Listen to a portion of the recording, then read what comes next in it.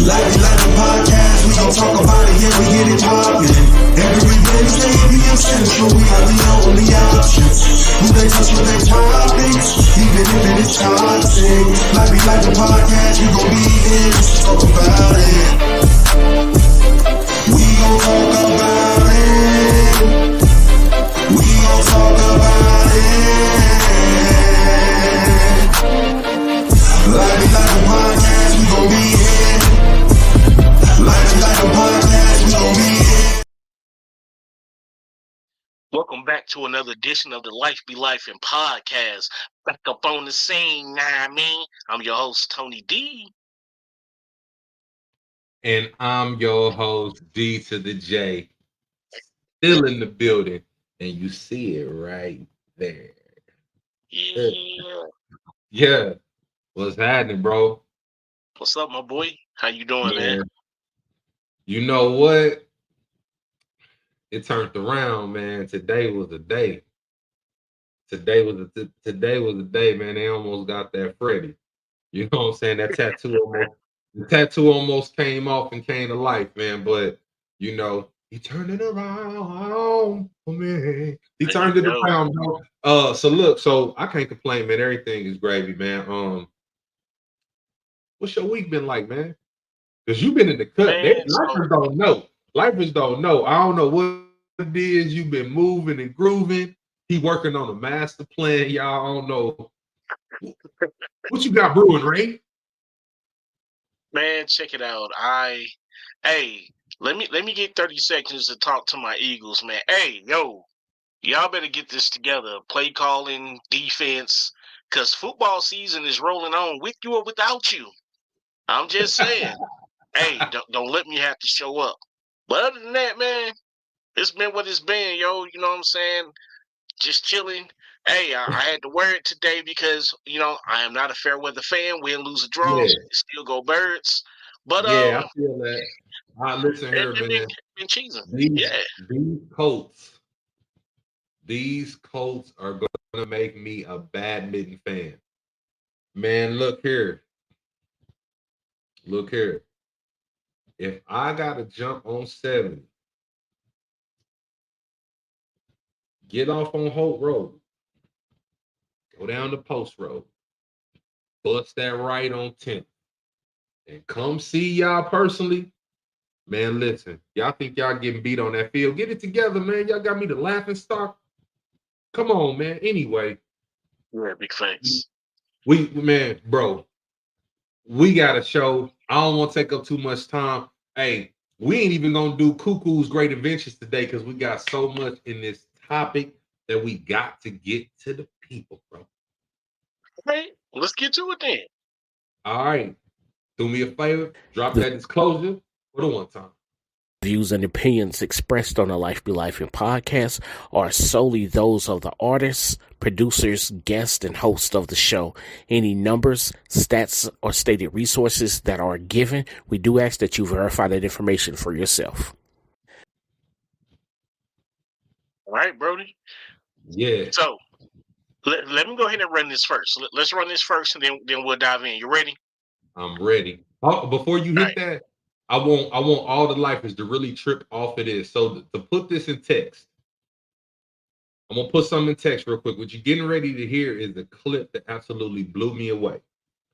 This is now what they're pushing for science and medicinal purposes, psychedelic drugs. And we can feel the way, we can say whatever. Listen, this ain't even a conversation about right, wrong, or indifferent. This is a conversation about awareness and the sheer fact that for all these years, psychedelics, specifically things like mushrooms, was always a no-go. And now you have these high-end scientists and professors and doctors saying, you know what? It unlocks a piece of the brain that healing is able to operate in, all these different things, right? And so now they're adding it as a different form of therapy, you know what I'm saying, and different mental and so now that we got that, roll the tape. In the 1960s, 1950s and 60s, psychologists and psychiatrists began researching the impact of psychedelics on mental and substance use disorders. Dr. Alan Davis, clinical psychologist at Ohio State's Center for Psychedelic Drug Research and Education. And all of those studies were showing that there was a potential medical benefit to these medicines. But as research continued, psychedelics made their way into the mainstream, became popular party drugs, and were quickly associated with counterculture. America's public enemy number one in the United States is drug abuse. President Richard Nixon signed the Controlled Substances Act of 1970, listing psychedelics like MDMA and psilocybin as Schedule I drugs, meaning they have no accepted medical use. Doctors like psychiatrist Brian Barnett are working to change that. When I was a kid, I remember people talking about risks of, jumping out windows if you. In the 1950s and 60s, psychologists and psychiatrists began researching the impact. So, just to be mindful of time, I just really wanted to give y'all that. Y'all actually are hearing they specify psychedelic drugs that once were put off as Schedule I with no medicinal value, and they're saying that that was wrong from jump. Nixon played everybody. You also heard them say the war on drugs. You also heard them in that clip mention that ideally the drug epidemic is just that in the United States. So it made me be like, you know what? There is a problem. And me and being nosy, shout out to all y'all lying teachers back in the day, inquisitive.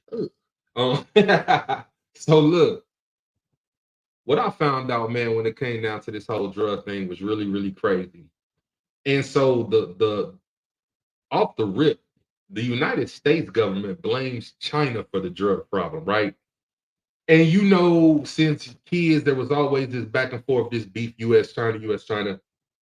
Didn't matter what it was. People could say, hey, the cheese that we buy now ain't real cheese, it don't melt. Somebody gonna say that's China's fault. Like it's and vice versa. So, but this is what I found very interesting in this whole the US blames China.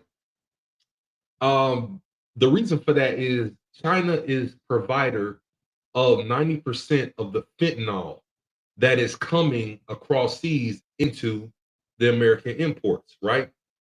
China sends its precursor chemicals that are therefore processed and manufactured into synthetic opioids by the Mexican drug cartels. And then those Mexican drug cartels smuggle them into the United States.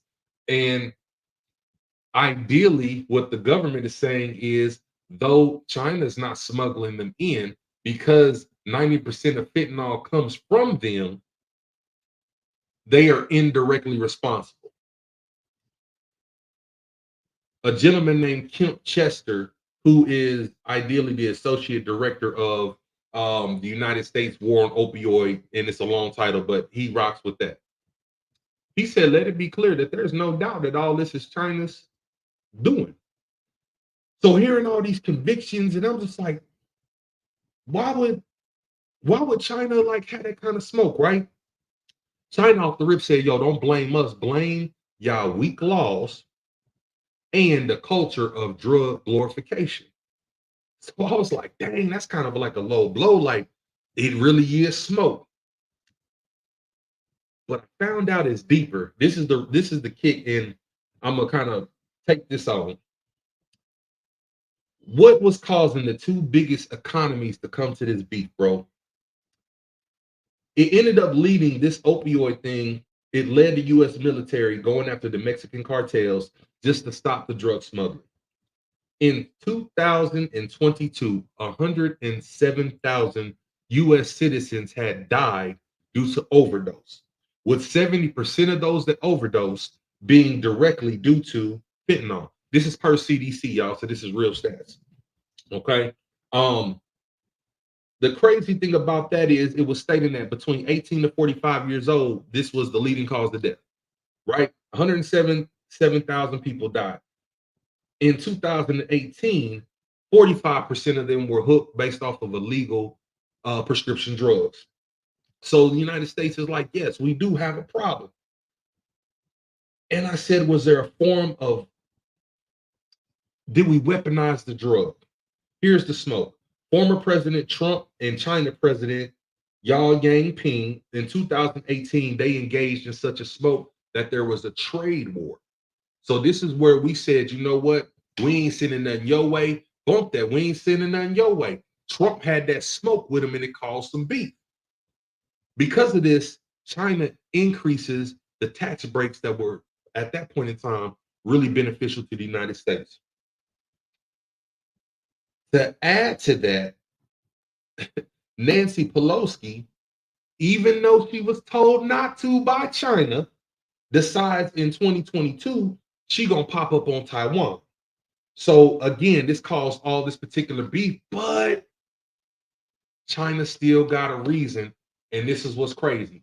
Their opioid war, and you've heard of a whole lot of wars in your lifetime. America has. Have you ever heard of the opium war, bro?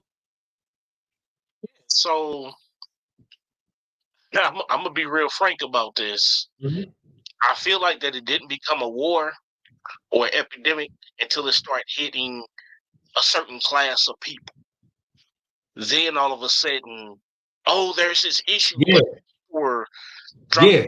street. Damn. Crack had been rocking up the neighborhood. And Yeah. you're right. Because in Missouri alone, it wasn't until the governor, his son or family member, I'm saying son, I could be wrong, I apologize, ended up getting addicted and overdose on opioids. And then that's when Right. the law changed. Now you started seeing Narcans. But Exactly. hold up though. But the war on opioids was well before this. And this is what I'm asking. Have you ever heard of the opioid war? Not necessarily To that facet. I do know and understand that the U.S. was trying to kill plants in other countries that, where the flower that the actual, the drug comes from. Check it out though. That ain't it either though. Peep this. So the same way you have like World War I, II, III, and it's in our history books, bro. I'm telling you that the opioid war, and it wasn't even just one, it was more than one. In actuality, and again, y'all are more than free to do the research. You more than free to do that. But the first opioid war was between 1839 and 1842. The opioid wars was popping to the point that former ambassador for the United States said that the opium war started a century of humiliation for China that did not even end until 1949. So this goes back to 1839 to 1842, first opioid war. That's China versus Great Britain. The second opium war that's in our history books that we ain't learned about, 1856 to 1860. It was also called the Arrow War or Anglo-French War. It was Great Britain and France versus China. Them chumps jumped China, right? This is what was so crazy. They was in love with China at one point because they had all the green teas and the silks. They was exchanging, Great Britain in particular, all their little jewels and everything. But guess what? They started to run low. So when they ran low, they hollered at the Indian colony, said, yo, y'all make them opioids y'all be doing for us because we know they just a little addicted. They took the opioids, then they took the opioids and sold them to China. China, nobody knew about this. And even though the knowledge wasn't there that they gonna get strung out, the knowledge was there that we're giving them something addictive to shift economical power back in our hands, right? So Great Britain and France jumped China in the second opium war, then start to sell everything back to them. China, on the flip side, has 45% of their, I'm sorry, they had 25% of their male population hooked on opioids. So if everybody's hooked, bro, you can't work. Everybody doped out. You can't raise an army because everybody's doped out. So ideally, what Great Britain, France, and US, because we was a part of that import-export, is we weaken them so tough that they couldn't protect their country, and they could not provide any income for their homes. It got so bad that the dictators in China had to kill dealers. If you got caught dealing, we killing you. If you from another country and you selling in, you better stop or you're going to get punished under Chinese law. If you're addicted, we got some help we going to get you. You're going to stay there and get the help. If you don't, you're going to jail. And after so many years and years and years, drug-free eradicated. I say all that to bring to where we are now. These opioids, in particular, fentanyl, and you think about how destructive it is. And at some point, greed has superseded humanity and the value of life, because even doctors are saying one baby hair's size of fentanyl can kill you. And it's only to be used in situations where morphine ain't even no good, bro. And the example that this doctor gave was if you've been hit by a train. And this is what indeed we were a part of selling China. Now, I ain't saying this right, and I ain't saying this wrong. But for 100 years, you had them stuck. And now they just selling it back. So the reason why 90% of the opioids coming from China is because 100% of the opioids they ever had came from us. Bar.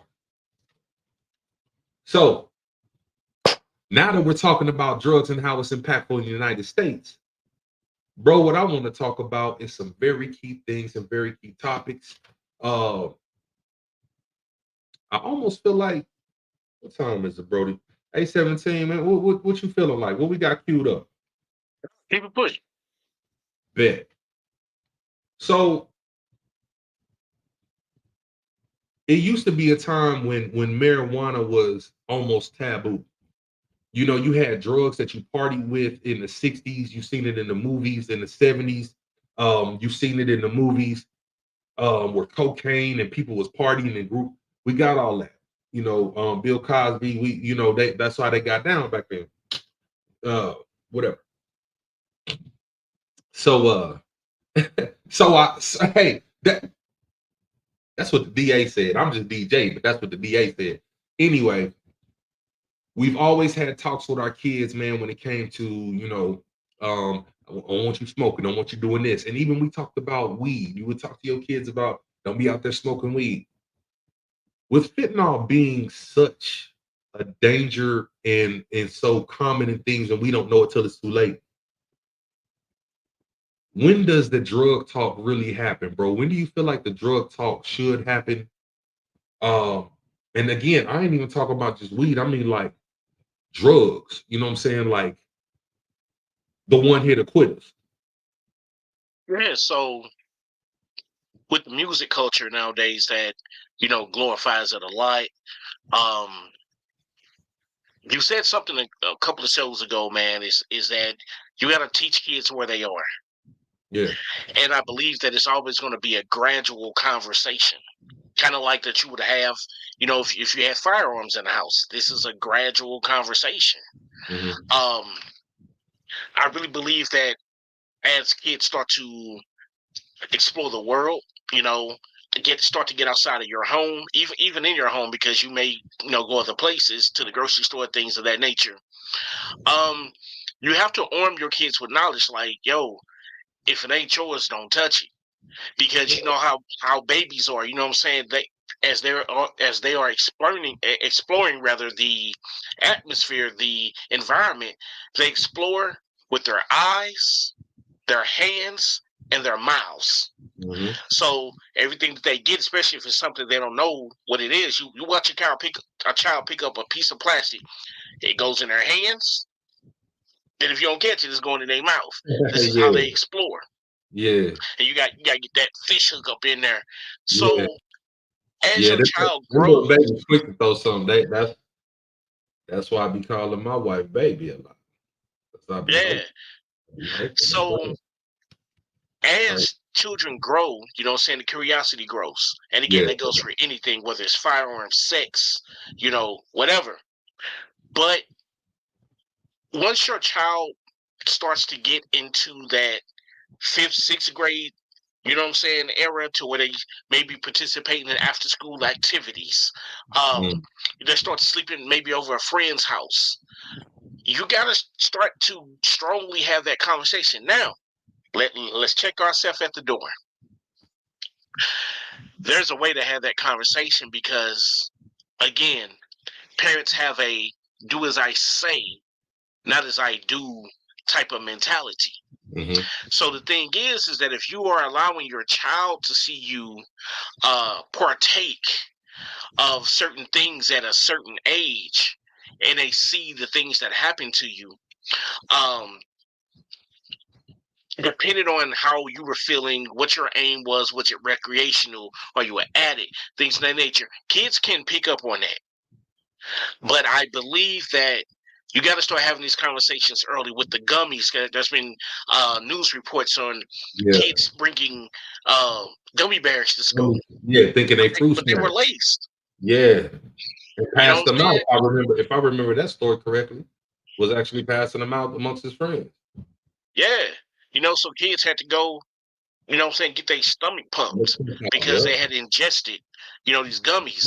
And another thing, if you have little ones and you are partaking yourself, I ain't here to judge nobody. You know what I'm saying? You go do what you go do.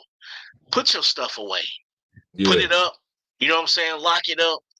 Safeguard your child because, unfortunately, just like gun violence, where kids are finding guns that are unsecured and accidentally either harming themselves or harming a sibling or a family member, the same thing is happening, you know what I'm saying, with drugs. Kids are finding gummies. Kids are finding fentanyl. You know, and that, like you said, man, it could just be a hairline. You know, babies, man, their eyesight is very keen. They can pick a needle out of the carpet that you've been looking for 4 hours. So you got to have this conversation, man. You got to protect your child, and you have to protect them effectively, man. So, yeah, you got to start rapping with them, man, regardless on what they may see uncle do, regardless of what they may see auntie or sister or brother or whomever do. You got to have that conversation with them because we got to be careful not to give them too much information to where they're looking for it because, again, the music is glorifying it. But we also have to give them dangers, you know what I'm saying, that reside behind that. So, you know, you had said something and you was just saying, you know, you got to protect them, and it made me think, you know, you're going to protect them in the same manner that you would from a firearm. You know, like you said, lock it up, put it away. And even in the sense, not even saying from little kids, man. So I recently seen something, and these were young adults that were just on the edge, wild and reckless, do what they do. And there was an older parent in the home, and this older parent was on hospice. Okay, well, I'm sorry, she wasn't on hospice. If we didn't see improvements, that was going to be the next steps they were giving her. And this particular doctor had prescribed her, I forget the exact terminology, but ideally it was the at ease, a last treatment cocktail, if you can kind of take that. So 3 particular pills, and when taken together, you're terminated. 2 children, young adults, I'm sorry, in the home had drug problems, and their drug of choice was whatever prescription pills they came across. So they would, if they visited your house, you know what I'm saying, and let's say you just had, you know, a back surgery, you on, I don't know, prednisone or whatever the case, they're going to go into your cabinet, take a pill or two, pop them. They called it pill roulette. The unfortunate thing about it, when they went in Granny's, one of them pills that they thought they was copping on the low was one of them cocktails. So I said that to segue into this. You know, we talked about when does the drug talk happen, and I fully believe that it should happen when they're young. And yes, we talk about things being digestible to a child's palate and making it suitable for their palate, but at the same token, we can't miss certain information. Example, we don't talk to our kids about all the things that a stove can make, but we talk to them about the fact that the stove is dangerous and can burn. Yeah. So I don't have to go into the specifics of, well, this drug, and I'm laughing just because I'm ignorant, but this drug will make you get blood. This drug gonna have you sleep. This drug gonna have you up all night. This drug gonna have you doing the running. Like, I don't have to go through all the what this drug gonna do. This drug gonna have you eating all the cookies. You hear me? You know what I'm saying? If you want to run through a fence, face first, take this one. I don't got to do that. Yeah. But I do feel like you do need to have these particular talks because not touching things that don't belong to you. Yeah. Back in the day, you know what I'm saying, in the 80s, you went on trick or treat and it got to the point that it was being pushed, don't even eat candy without having your parents inspect it first, because people were so wicked then, they was putting razor blades in the joints, razor blades the in needles. yeah, the candy apple and doing all this wild wicked stuff. So we learned then, and unfortunately, I really don't understand how it happened, but unfortunately, the same generation that grew up knowing, we were seeing people put razor blades. We were seeing people put anthrax on envelopes in front of the post office or the bank. You get that joint, lick it to seal it, and you know what I'm saying, you got the permanent robot because you done got hit with the anthrax. So you have to talk to your kids, man, just about what you consume. Don't let your greed cost you something that's valuable, such as your life. Yeah. So that being the case, then I had to ask myself this. So we understand that there's a major issue with opioids. Um, uh, there's different chemicals and things that are coming across, fentanyl in particular. We understand all of this. We know we got to have a talk with the kids. We got to have it early. How do we have a talk with the kids, bro, without it seeming like we're encouraging or even saying we cool if that's what you do? I'm almost like a I want you to be safe. You know, if you're gonna do it here. How do you have that talk with your child without giving that appearance of I'm all for it? Well, we know our kids, man, they get into some wild stuff. They get exposed to way more situations and matters than that we had to face, you know what I'm saying, at their age. I think that it's very important that we assess the child because, you may have a young adult that decides that they want to do certain things. Mm-hmm. So here's the thing. I feel like that the child is going to do it with you. They're going to do it without you. Yeah. I really feel like so when I was brought up, I didn't have anybody to have the talks with me. I had to experiment with a few things. It's like, yep, I'm not touching that no more. I'm not touching that no more. But this right here, I had to learn. And then even still, after learning, there are times where you're trying to achieve that initial feeling. Mm-hmm. And this going to be bars right here, y'all. We're going to break. But we have to be careful allowing our children to just go crazy. Just because, you know what I'm saying, you're like, okay, if you go do it, you do it here, build up your tolerance, whatever the case may be, there's still a limit that has to be set as a parent. Is a child old enough to buy it on their own? You know what I'm saying? Little things like that, because you have to realize as a parent, if you get caught contributing to the delinquency of a minor, you can lose your license. Yeah. And there's jail time. Yeah. So let me just put that out there first of all. Oh, they my child, and I'm gonna keep it a buck. They my child. Yeah, you want to see them safe, and you're like, okay. It even goes as we take a step back from drugs. Look at the vape pens. I mean, there are literally young men and women standing outside of Quick Trip, liquor stores, gas stations, AOGOG, buy me this vape, keep the change. You know what I'm saying? They hand you a 20, the vape is maybe 10, but you're contributing. Would you want somebody else to do that to your child? The answer is no. So don't do it for another child. But Yeah. back on subject, we feel like that if a child is doing it in the safety of our home, that they should be safe with what they do. But realize from the first time that you get high, regardless on if you got high, got drunk, put something in your arm, put something in your nose, whatever the case may be, for the rest of your life, you're going to be chasing that feeling again, which is going to cause you to do more. Mhm. Which, when you can't find it from the person that you normally get it from, it can cause you to deviate and start dealing with people that you don't necessarily deal with, who are not trying to have repeat customers. Understand this right here, y'all. Yeah. They're not trying to have repeat customers. They just out to make this quick dollar. Quick money and they gone. You So feel me? what they hitting you with, and it's a very messed up mindset. But I can honestly say there was a point in my life, in right hand of God,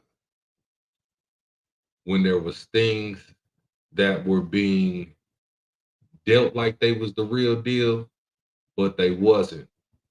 Because my mindset was, for the real to be dealt, you got to deal with people that you don't want to deal with.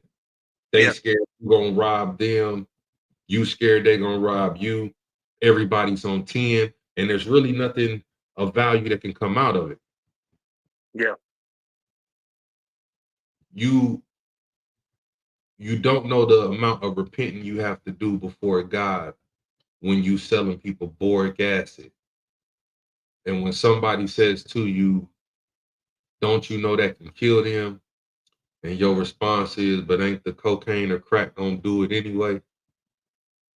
So I say that to say, lifers, sometimes people can be at a point in their life to where they just ain't seeing the value of not only their life and for sure not yours.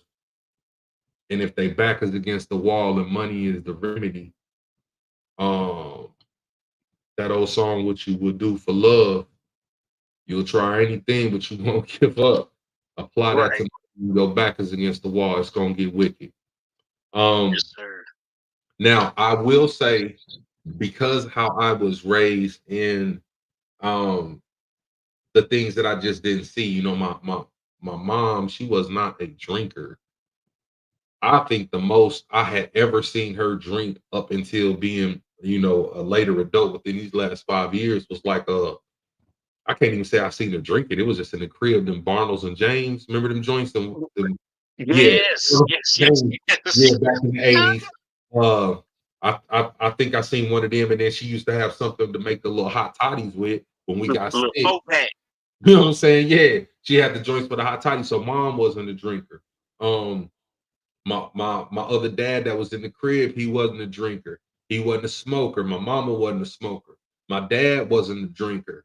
Um, my dad was a smoker, cigarettes, but it just wasn't around. And so for me, there was always just a distance and a gap between what a kid says and does in front of the parent. Like, being as grown as I am, and my kid and my parents know that, I still don't cuss in front of them. You know what I'm saying? Like, it's just weird to me because I was always raised that, even though now I'm grown, like, that's an adult. So even, drinking, or it's just weird. So um it's not something that I tolerate in my house for my kids, even the ones that are like 18, 19 now. But that, again, that's just because I was raised. Bro, let's go to break real quick before I jump into something else. I want to kind of get your ideas on. And I like where we about to go, bro. I'm with it. I'm with it. Hopefully the life is vibing. Hopefully y'all feeling this. Look, we talking about the war on drugs. Our kids is fighting fentanyl. Fentanyl is fighting them.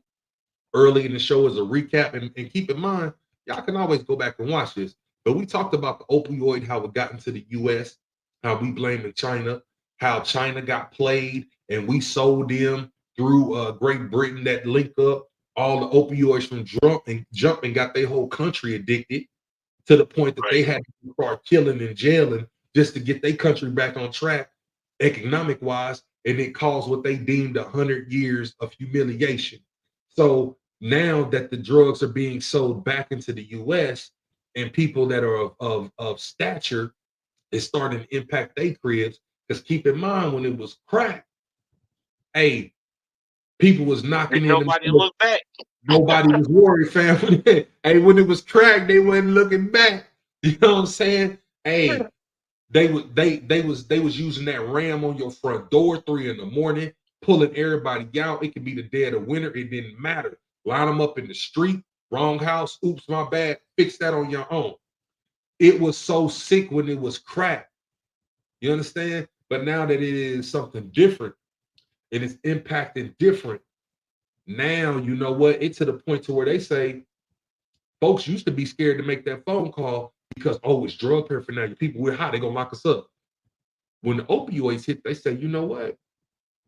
Don't worry about that. If somebody's at risk of an overdose and you call, you ain't got to worry about nothing. Oh, by the way, show up at the police station, the firehouse, wherever, get you a free Narcan. So if anybody around y'all overdose, you in there. Meanwhile, we were growing up being told that it was one hit to quit us.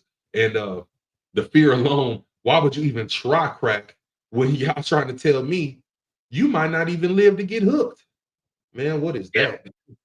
Thanks. Let's get this in and out real quick. Ski.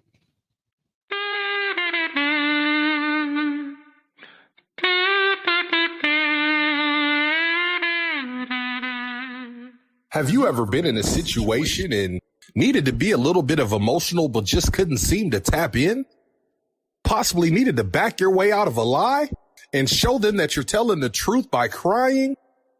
Well, have no fears. Cry No More is here, made from real baby tears. The organic, all-natural substance you'll take once a day, and it'll produce tears on the spot. It'll get those tear ducts flowing. May cause side effects including internal bleeding, diarrhea, hemorrhaging of the belly button, eyelash removal, hair removal, back fat removal, toes falling off, and also bad breath. Cry no more. Real organic tears. Never be stranded again.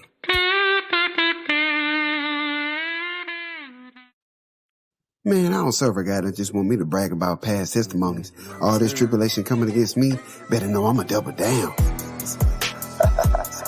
Allow me to introduce myself. I go by the name of that boy Psalms. CT in the building. UV. You know what it is. Yeah.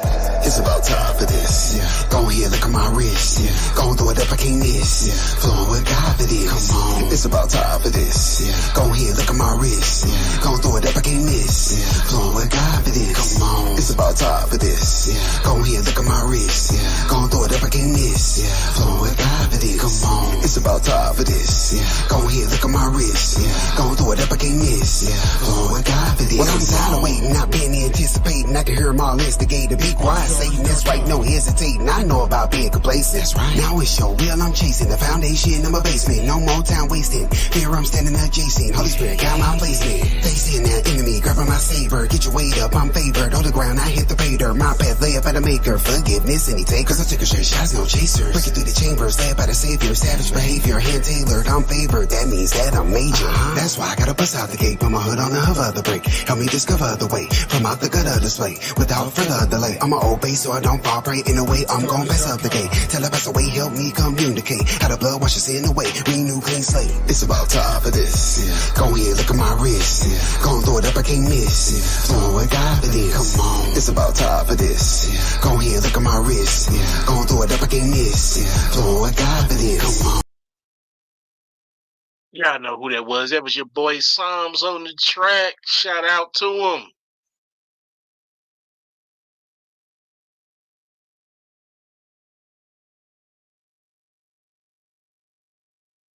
Got to speak up over there, my boy.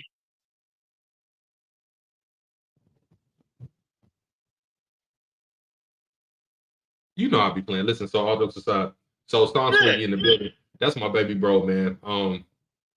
Much love to him. When the song was playing, I really was just thinking about how dope it is, but on the same token, if y'all really knew what we go through sometimes that produces those type of songs. And I'm fortunate and blessed that when everything is being put together in ideas and plans for songs, like I get included. What you think about this, bro? What is this? We're going to have him on the show, one episode, and we're going to talk about the journey from hell and back. As we just recently celebrated my niece's death anniversary, it made me really consider sometimes the shoes that we got to strap up and rock. And people will look at us, they will see the jokes and hear the laughter and the smiles, and oh my God, life is great. And like we often say, you don't realize that the laughter and the jokes and the smiles is really just things to make your eyes look that way or that way. So you'll stop trying to pierce into me to see, and hopefully you'll never recognize what I'm actually dealing with. So shout out the songs, man. Absolutely love you. Get ready to be on this show. That is going to be a barn burner, because if we can get people to really share this man soul and y'all can hear the things that we deal with, look, we're going to come after some stereotypes. But back to topic, bro. War on drugs. So, when we talked about, you know what I'm saying, the drugs, how they've gotten into the country, man. So, I know another part of this topic was, you know, when kicking it turns deadly. Yeah. So let's run over that real quick, man, and I'll let you kick that off on, you know, like your thoughts and preventions, things of that nature. Absolutely. So when does kicking it turn deadly? Whether teen, whether young adult, they're starting to get out, get a little bit of freedom. We need to be mindful of where they're going, who they with, what's popping. Don't ever think they're too grown to go through their phones. But now that they're over such as it's the weekend, they over their friend's house. When does kicking it turn into something else to where people are, oh, I do this, I do that? Are they linking up just to smoke and drink? Why do you have to be over their house so much? So the thought process around like when kicking it turns to something else is, when kids come to your house, how observant and mindful are you? Are you really aware of the things that they're doing as children or young adults, teenagers? Or is it just like, again, that mindset, they in the crib, they in my crib, it don't nothing break is good. The consequences of not being aware and not being mindful. That's more so what I want you to kind of focus on, bro. When kicking it can turn violent, even from we all knew we was gonna get hot. But everybody can't hold they weed or hold they liquor, or you know what I'm saying, that Whitney. Yeah, big facts, man. So Houston. So when kicking it turns deadly, it's like there's a couple of different factors. I put myself on the front street. So when I was in Korea, it was my birthday. The think I was turning 20, I think. I don't remember. Yeah, 2021, one of the two. Can't remember like that. But I do remember that my drink was E&J VSOP. And the age I was turning, I tried to take that many shots. And I think I maybe got into the double digits and right. So when getting it turns deadly, man, it's like there's a few different ways that this can come about. Number one, that person trying to impress somebody. Look how much I can smoke. Look how much I can drink. Look how much I can sniff. Look how much I can shoot. But if they've been doing this for so long, which of course you don't know that when you see, he's putting it up his nose. You know what I'm saying? If you don't know, you. But keep in mind that when you see somebody doing something, 9 times out of 10, if now they're showing this in public, this is not their first. It's about time for this. Go ahead, look at my wrist. They ain't got time for that. They out there getting it in. Yeah. They say it's about time for this. So here's the thing. When they doing it open in public, some trying to impress, but some this is just what they do. They're pros.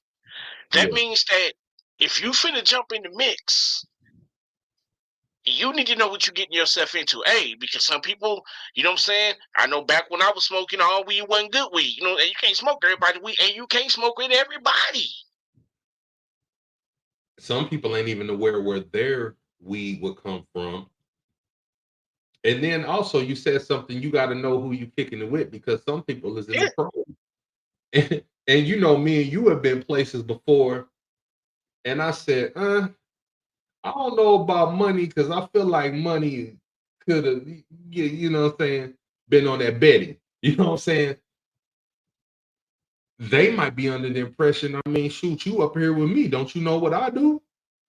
I know you smoke weed. You don't know what I do. So when they pass the rock, they're not telling you it's laced, because in their mind, why you don't know? Everybody in here fly like that. Yeah. And here you is done took something thinking it is just that Mary Jane. And, you know what I'm saying? It's Della Reese. It's that Della Reese. You hear me? And you know how she got down in that alley. You know what I'm saying? Shorty play for keeps. Della play for keeps. So makes sense. Man, like how do you?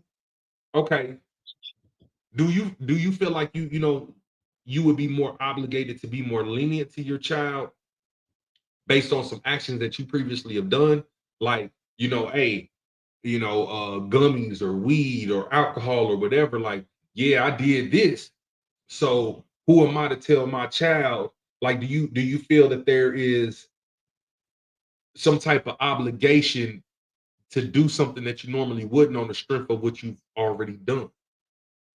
If that makes sense. Not necessarily, man, because here's the thing. You gotta know your child too. Let me put that out there, because if you got a child that's already always out in the street, always gone, always with somebody, you know what I'm saying, hanging out with a whole bunch of people, I'm not going to encourage it. Because the thing is that if you're always going, I don't know half the people that you run with. Now, if you have a child that kind of stays in, they kind of stay to themselves, they're a leader. And y'all know what I'm talking about. We know some of our kids, they get in trouble in school for following, versus some kids get in trouble because they started it. Yeah. Okay. But you also know your kid, man, versus who they are, like their work ethic, their grades in school, if they're still in school, how they get down. And if you start to see a change in them, like, my child didn't sleep until, 12, 1, 2 o'clock in the afternoon on Saturdays. There's something else that's going on. Now it's time to have a deeper conversation. Look, I know that you do this, but we really need to have a talk. And people may not agree with me, and it's okay, because it's your house, your child, and you move how you want to move. But you have to know your child. If you know your child is wild, you may want to just pull them to the side, be like, hey, This right here, based on who you already are, Yeah.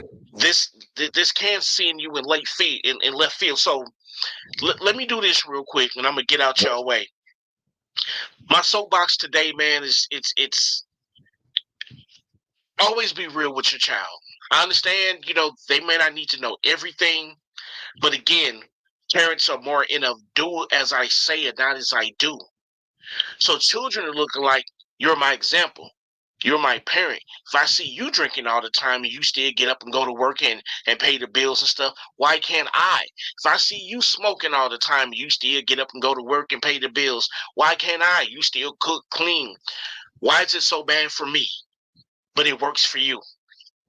So being that do as I do, you know what I'm saying, parent, and not necessarily as I say, because children are always going to want to know what you're keeping them from, because daddy, mommy, it worked for you.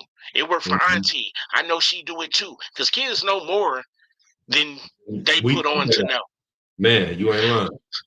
So honesty a lot, you know what I'm saying, as your child grows is a very good policy, because what you think you're hiding from your kid, you're not. And now they are exploring behind your back, getting into way worse stuff because they know you're doing something, because you know what I'm saying, change of eyes, change, I ain't never seen mama eat snacks like this. Oh, daddy ate a whole bowl of cereal. They know something up. Yeah. I'm gonna say it like people. You in my snacks now, daddy. Yeah, you know what I'm saying? But the thing is that, you reach one, you teach one. Yeah. The child that you have taught about drugs, they're going to teach a friend. They're going to say it to a friend, whether you believe it or not. But as you put that into them and you understand the child that you have and the adult that they are becoming, trust and believe what you tell them is going to stick with them, and what you did not tell them is going to stick also. And I'm Tony D, and I'm stepping down off this joint. I like that. Look, I don't mean to intercept, but I'll say this real quick, and I ain't even gonna hold you, bro. When I opened up talking about China, America, how we sent everything to them, but more importantly, how they dealt with their drug problem. And the sheer fact that their entire country was 100% drug free, even though it was drastic measures. And I thought about, what would it take for us to eradicate the problem of drugs in the United States? And I thought about all the legislations that can pass particular bills to do this. That ain't gonna get it. We can all talk to our kids, but out of 5, there's gonna be the 5th one that ain't talking to their kid and probably doing it with them. That ain't gonna get it. And I really asked myself, like, so is what China did in hindsight really that bad? If it 100% cured, and keep in mind, I'm only gonna kill you if you don't stop slanging. Stop selling drugs, you good. So that's the ultimatum that you can do. I understand you hooked on drugs. I ain't gonna kill you. I'll throw you in jail, but I'll give you the chance and make you go to rehab. Now, can't make you stay in there and you keep trying to creep out, I'm gonna send you to jail. So when you take these steps and it really does the trick, what will it take to get our streets, our children, back under the subjection of sobriety? And while a lot of us may be 420 friendly, and while I have seen the medicinal value, I have a very, very close person that is 100% lupus free for over a year now, and has been off of the lupus meds. And the only medication that they take is marijuana for pain that they experience 24/7 that they no longer do. But when you think about what they're saying as it pertains to the psychedelics, and if anybody came on towards the end of the show and as you tapping into where we simulcast, go back and listen to that news clip where they're saying these things. Talk to your kids, not just about cigarettes and beer. Talk to them about drugs, because what is taking place is taking our kids off the map. We have close family members that have lost their life due to overdose. There's people that I've met inside of my profession, overdose. This is the reality, and there's so much more that we can talk about here local. We just had somebody last week. He was dragging a baby stroller face down the street, dragging the baby, bro, in a stroller, face first on the concrete. Didn't realize he was doing it because he was hot on K2. These schools is getting locked down.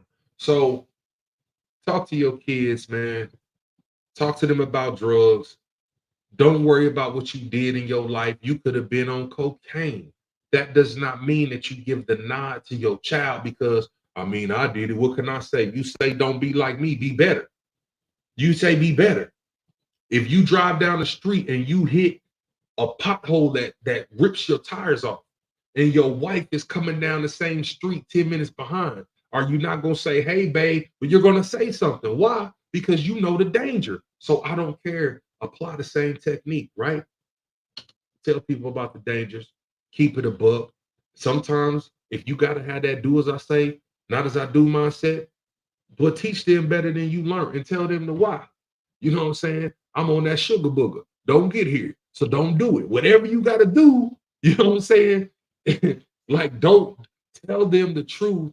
You know what I'm saying? It's funny, bro, but it's the reality. You know what I'm saying? Tell them, don't do these shrooms because every day you're just going to be doing the bankhead bounce and saying, dum, dum, did that out of nowhere for no reason, right?